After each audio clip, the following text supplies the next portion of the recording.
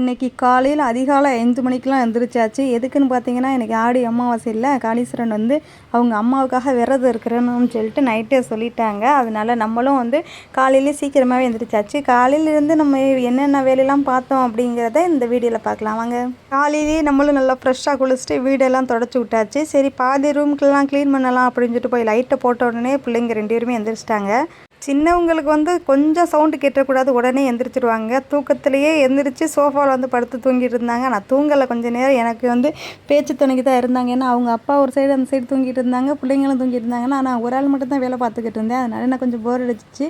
தூங்கி எந்திரிச்சிட்டு பிள்ளை தான் என் கூட கொஞ்சம் நேரம் பேசிக்கிட்டே இருந்தாங்க. அதுக்கப்புறம் நானும் இவங்க எந்திரிப்பாங்க அப்படின்னு சொல்லிட்டு பார்த்துக்கிட்டே இருந்தேன். எந்திரிக்கிற மாதிரி இல்லை. அதனால சரி லைட்டை போட்டு வச்சுக்கிட்டே அந்த ரூமையும் க்ளீன் பண்ணலாம் அப்படின்னு சொல்லிட்டு நான் காலையிலேருந்து சொல்லிக்கிட்டே தான் இருந்தேன். எப்பயும் போல் கூட்டம் இல்லாமல் இருக்காது, இன்றைக்கி வந்து ரொம்பவே கூட்டமாக இருக்கும், நான் சின்ன பிள்ளையிலலாம் போயிருக்கிறேன் அப்படின்னு சொல்லிட்டு இவங்க தான் எதுவுமே கேட்காம கொஞ்சம் லேட்டாகட்டும்னே இருந்தாங்களா. சரி நீங்கள் இருங்க அப்படின்னு சொல்லிட்டு நான் என்னுடைய வேலையெல்லாம் பார்த்துக்கிட்டு இருந்தேன். வீட்டு வேலை முடிச்சுட்டு வர்றதுக்குள்ளேயே இங்கே நல்லாவே விடிஞ்சு போயிடுச்சு. அப்படி இருந்து எவனாவது எந்திரிச்சிருப்பான்னு பார்த்தா ஒருத்தனுமே எந்திரிக்கலை. நம்ம தான் வழக்கம் போல் ஏரியாவிலேயே நம்ம தான் ஃபஸ்ட்டு எந்திரிக்கிறது. அதே மாதிரி அந்த பெருமையை நம்ம தானே சொல்லிக்கிறேன்னு கொஞ்சம் வாசலெல்லாம் தொளிச்சிட்டு கோலம் போடலாம் பார்த்தேன். நமக்கு தான் அந்த பழக்கம் இல்லையே கொஞ்சம் நாளாகவே. ஆறுகளி பிறந்துட்டா கரெக்டாக 5 மணிக்கெலாம் முழிப்பு வந்து அந்த கொசுக்கடியோட கோலம்லாம் போடுவோம். அந்த மெமரிஸ்லாம் வந்துக்கிட்டு இருந்துச்சு. இப்போல்லாம் நல்ல நாளைக்கூட கோலம் போடுறது இல்லை. ஏன்னா அவ்வளோ ஒரு அவசரமான காலத்தில் நம்ம வாழ்ந்துக்கிட்டு இருக்கிறோம். அந்த வேலையெல்லாம் முடிச்சதுக்கப்புறம் நம்ம கிச்சனில் நுழைஞ்சாச்சு. கிச்சனில் போயிட்டோம் அப்படின்னா டைம் போகிறதே எனக்கு தெரியாது. ஏன்னா அடுத்தடுத்து சமைச்சிக்கிட்டே இருப்பேன்னா அதே மாதிரி தான் இன்றைக்கி வந்து கீரை வந்து நேற்றே வாங்கிட்டு வந்திருந்தாங்க. சாம்பார் தானே வைக்கணும் அப்படின்னு சொல்லிட்டு கீரை கொஞ்சம் அவிச்சிட்டு பண்ணலாம் அப்படின்னு சொல்லிட்டு ஒவ்வொரு வேலையாக பார்த்துக்கிட்டு இருந்தேன். ஒரு சில வீட்டில் எதுவுமே சமைச்சே கொடுக்க மாட்டாங்க. சும்மா தயிர் சாதம் லெமன் சாதம்னு வச்சு கொடுப்பாங்க. அதையே பெருமையாக சாப்பிட்டுட்டு ஒரு சிலர் போய்கிட்டு இருப்பாங்க. ஆனால் நான் வந்து ஒரு கூட்டு ஒரு பொரியல் இல்லைன்னா ஒரு குழம்பு ஏதாவது வச்சு தான் அவங்களுக்கு கொடுப்பேன். அப்படியே பழக்கமும் படுத்திட்டேன்.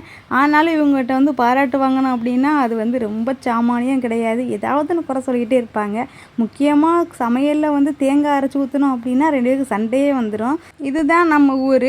நவபாசனம் வந்து ரொம்ப ஃபேமஸான ஒரு ஊர் அப்படின்னு சொல்லிட்டு சொல்லுவாங்களே, தேவிப்பட்டினம். இதுதான் நம்ம ஊர். இங்கே வந்து எப்பயுமே ஆட்கள் வந்து வெளியூர் ஆட்கள் தான் அதிகமாக வருவாங்க. உள்ளூரில் யாருமே அவ்வளோவா அந்த போக மாட்டாங்க. ஏதான் சொல்லுவாங்கள்ல, பக்கத்தில் இருக்கும்போது அதோட அருமை எதுவுமே தெரியாது அப்படின்னு சொல்லிட்டு. அதே மாதிரி தான் அந்த இடத்துக்கு போகும்போது எல்லாமே நான் அதை தான் ஃபீல் பண்ணுவேன். ஏன்னா நம்ம வீட்டு பக்கத்துலேயே இருக்குது, ஆனால் நம்ம போகவே மாட்டோம். இன்றைக்கி பார்த்திங்களா நம்ம ஊருக்கு வந்து எத்தனை பேர் எங்கெங்கேயோ இருந்து வருவாங்க. ஆடி அமாவாசை அப்படின்னாவே தேவிப்பட்டினத்தில் நிற்கவே முடியாது, அவ்வளோ கூட்டமாக இருக்கும். அதே மாதிரி தான் இந்த வருஷமும் வந்து ஃபுல்லாக லைனில் விட்டு தான் வந்து போக விட்டுக்கிட்டு இருந்தாங்களாம். இவங்க வந்து லேட்டாக போவோம் அப்படின்னு சொல்லிட்டு வீட்டில் இருந்துட்டு அங்கே போய் பார்த்தோம்னா நான் வர்றதுக்கு மணி 9 மணி ஆயிரும், நீ வந்து ரெடி ஆகிடு அப்படின்னு சொல்லிட்டு கால் பண்ணிட்டாங்க. அங்கே போயிட்டு அவங்க தான் கொஞ்சம் வீடியோ எடுத்திருந்தாங்க. இந்த இதில் என்னைய வேறு கூப்பிட்டுருந்தாங்க, நீனு வா 2 போயிட்டு வரலாம் அப்படின்னு சொல்லிட்டு. நான் தான் சொன்னேன்ல ஃபஸ்ட்டே அங்கே கூட்டமாக இருக்கும், நம்ம போயிட்டு அதுக்கப்புறம் நான் வேலைக்கெல்லாம் போக முடியாது, நீங்களே போயிட்டு வாங்கன்னு சொல்லிட்டேன். ஏன்னா இந்த கூட்டத்தை நம்ம ஆல்ரெடி பார்த்துருக்கோம். அதனால தான் இவங்களுக்கு வந்து இது தான் புதுசு. இவ்வளோ ஃபேமஸாக இருக்கும் அப்படின்னு அவங்க எதிர்பார்க்கவே இல்லை போல். இன்றைக்கி தான் போயிட்டு வந்து ஆச்சரியப்பட்டு சொல்லிக்கிட்டே இருந்தாங்க, எவ்வளோ கூட்டமாக இருக்குது, எவ்வளவோ எங்கெங்கேயோ இருந்து வேறு ஸ்டேட்டில் இருந்து கூட ஆட்கள்லாம் வந்திருந்தாங்க அப்படின்னு சொல்லிட்டு பெருமையாக சொல்லிக்கிட்டு இருந்தாங்க. எங்கள் ஊர் இப்படித்தான்ப்பா அப்படின்னு நான் சொல்லிவிட்டு, நம்ம ஊரை நம்ம விட்டு கொடுக்கலாமா வாங்க, இங்கே வந்து ஃபோட்டோ வீடியோலாம் எடுக்கக்கூடாதுன்னு சொல்லியும் தலைவர் வந்து அங்கே கொஞ்சம் வீடியோலாம் எடுத்துகிட்டு வந்திருந்தாங்க. போலீஸெல்லாம் அங்கங்கே அலௌன்ஸ் பண்ணிட்டு தான் இருந்தாங்களாம், யாருமே ஃபோட்டோ வீடியோஸ்லாம் எடுக்கவே கூடாது அப்படின்னு சொல்லிட்டு. தலைவருக்கு தில்லை பற்றியெல்லாம் அப்படி இருந்து கொஞ்சம் வீடியோலாம் கேப்சர் பண்ணிட்டு வந்துட்டாப்புல. இதுதான் நம்ம ஊர் கடல். இன்றைக்கின்னு பார்த்து கடலில் தண்ணியே வற்றி போய் கிடந்துச்சான். ரொம்ப சொல்லி சிரிச்சுக்கிட்டு இருந்தாங்க. சும்மா நாள்லாம் போனோம் அப்படின்னா தண்ணி அங்கே வந்து அலை அடிச்சுக்கிட்டே இருக்கும். இன்றைக்கி போய் பார்த்தோம்னா தண்ணி ரொம்ப ஆழத்தில் போயிருந்துச்சு, வத்தாக தான் இருந்துச்சு அப்படின்னு சொல்லி சொன்னாங்க. எல்லோரும் அங்கே போயிட்டு தீர்த்தம்லாம் கடல் தண்ணி அள்ளிட்டு வருவாங்க. நானும் அள்ளிட்டு வருவாங்கன்னு தான் எதிர்பார்த்துக்கிட்டு இருந்தேன். கேட்டால் தலைவர் வந்து வாட்டர் பாட்டில் எடுக்காமல் போயிட்டாங்களாம். இதெல்லாம் ஒரு ரீசனாப்பா அப்படின்னு நான் நினச்சிக்கிட்டு அவங்களும் அப்படியே குளிச்சுட்டு வந்தாங்க. அதோட அவங்க அம்மா இறந்து 16 வருஷம் ஆயிடுச்சு. ரொம்ப சின்ன வயசுலேயே அவங்க அம்மா இறந்து போனனால அவங்களுக்கு வந்து அம்மா பாசம்லாம் இல்லையா, அதனால நான் இவங்களை வந்து ரொம்பவே கேர் பண்ணி பார்த்துக்குவேன். அமாவாசை அப்படின்னாலே இந்த பூந்தி லட்டு ஜிலேபி எல்லாம் கலந்து போட்டு நமக்கு ஒரு கொடுப்பாங்கல்ல, அது வந்து 1/4 கிலோ 1/2 கிலோ அப்படின்னு சொல்லிட்டு விற்பாங்க. அது வாங்காமல் வரவே மாட்டோம். சின்ன பிள்ளைங்களே எங்கள் அப்பா எங்களை கூட்டிகிட்டு போவாங்க. அங்கே போயிட்டு நிறைய திங்ஸ் எல்லாம் வாங்கிட்டு வருவோம்.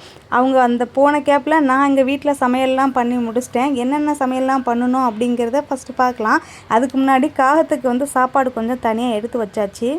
வாங்க என்னெல்லாம் சமைச்சிருப்போம் அப்படிங்கிறத பார்க்கலாமா. ஃபஸ்ட்டு வந்து ஒயிட் ரைஸ் தான். அதுக்கப்புறம் அது சாம்பார் தான். சாம்பார் கொஞ்சம் இன்றைக்கி குழஞ்சி போன மாதிரி ஃபீல் ஆச்சு, ஆனால் டேஸ்ட் நல்லா தான் இருந்துச்சு. அதுக்கப்புறம் என்ன பண்ணேன் அப்படின்னா, கீரை வாங்கியிருந்தோம்ல, அந்த கீரை சும்மா கூட்டு மாதிரி வச்சுருந்தேன். பருப்புலாம் போட்டு வைக்கலாம், பட் தலைவருக்கு பிடிக்காது.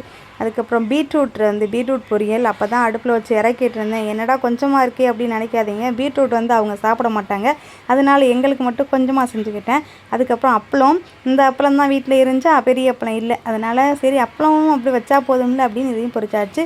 ரொம்ப ஸ்பெஷலாக ஒன்று, மாட்டுப்பாலில் செஞ்ச பாயாசம். ஏன்னா காலையில் டீ போடலை, பாயாசமே பண்ணிடலாம் அப்படின்னு சொல்லிட்டு அந்த மாட்டுப்பாலை வச்சே பண்ணியிருந்தேன்.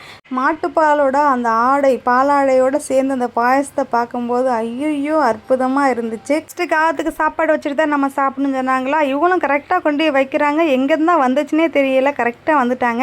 நான் சொல்லிக்கிட்டு இருந்தேன், உங்கள் அம்மா உங்களோட சாப்பாட்டுக்காக ரொம்ப நாள் எதிர்பார்த்துட்டே இருந்திருப்பாங்க போல் அப்படின்னு சொல்லிக்கிட்டு இருந்தேன். சரி வாங்க, அவங்க தான் காகம் சாப்பிட்டாங்கல்ல, நம்மளும் வேலைக்கு போகணுமே அப்படின்னு சொல்லிட்டு அவங்களுக்கும் சாப்பாடு போட்டு கொடுத்தாச்சு. சாப்பிட்றதுக்கு முன்னாடி சாமி கும்பிட்டுட்டு சாப்பிட்டாங்களா, அதை வந்து புள்ள பார்த்துட்டு அவங்களும் ஒரு நல்ல பழக்கமாக அதையே பண்ணாங்க. ஏன்னா நம்ம என்ன பண்ணுறோமோ அதை தான் நம்ம பிள்ளைங்க பண்ணுங்க அப்படின்னு சொல்கிறது உண்மை தான். பாருங்களேன், இந்த வீடியோவில் நான் சொல்லியே கொடுக்கல, அவங்க அப்பா பண்ணதை பார்த்துட்டு அவங்களும் சாமி கும்பிட்டு சாப்பிட ஸ்டார்ட் பண்ணிட்டாங்க. அவங்களுக்கு எல்லாத்துக்கும் பரிமாறி முடிச்சுட்டு நம்மளும் சாப்பாடை கட்டிட்டு சாப்பிட்டுட்டு கிளம்ப வேண்டியதான். ஓகே, நெக்ஸ்ட் பார்க்கலாம்.